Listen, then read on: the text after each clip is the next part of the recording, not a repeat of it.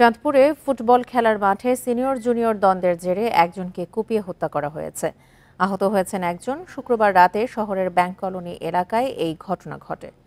নিহতের স্বজনরা জানান, বুধবার বিকেলে ফুটবল খেলা নিয়ে সিনিয়র জুনিয়র দ্বন্দ্ব হয়।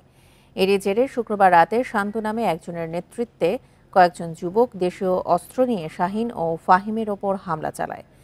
কুপিয়ে জখম করা হয় তাদের। পরে স্থানীয়রা তাদের উদ্ধার করে সদর হাসপাতালে নিয়ে গেলে চিকিৎসক শাহিনকে মৃত ঘোষণা করেন। গুরুতর আহত ফাহিমকে ঢাকায় পাঠানো হয়েছে। অভিযোগের ভিত্তিতে আইনগত ব্যবস্থা নেওয়া হবে বলে জানিয়েছে পুলিশ।